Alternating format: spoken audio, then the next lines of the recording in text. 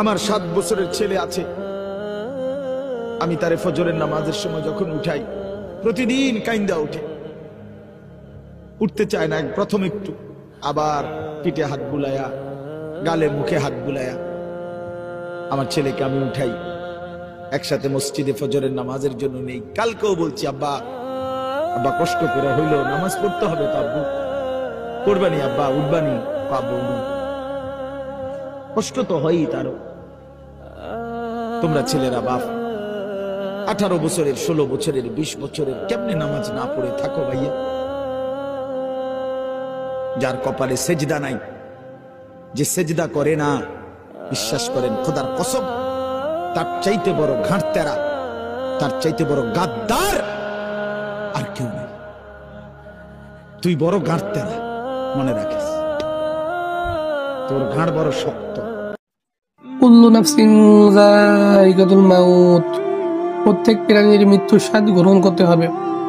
এই পৃথিবী থেকে আমরা থাকার জন্য আসছি বলেন, আমাদের চলে যেতে হবে। এই পৃথিবী বড়ই স্বার্থপর, কাউকে থাকার জন্য জায়গা দিবে না, কাউকে জায়গা দেয় না, কাউকে জায়গা দিবে না।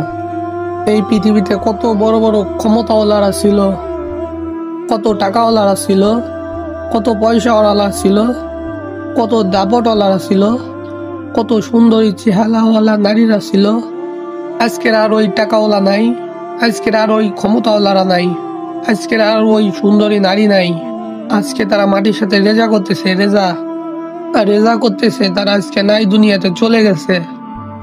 অতএব দোস্ত গো, বুজুর্গ, তুমি কোন দুনিয়ায় সামনে, তুমি কোন দুনিয়ায় রঙে রঙিন হয়ে গেলা যে তুমি আজকে নামাজকে ভুলে গেলা? তুমি কি একটাবারও কল্পনা করো নাই?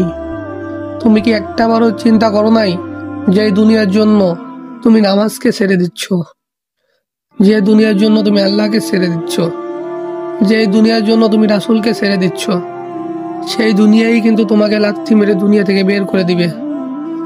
অতএব দোস্ত গো, বুজুর্গ আমার, এই দুনিয়া থেকে আমাদের সকলেরই বিদায় নেওয়া লাগবে। অতএব আমাদের আমল করা লাগবে কি লাগবে না?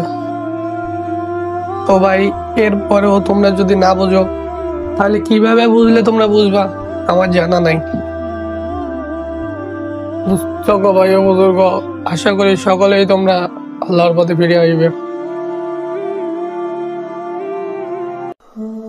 আচ্ছা ভাইয়া, আমার ভিডিওটা কেমন হয়েছে একটু কমেন্ট বক্সে মতামতটা জানাবেন।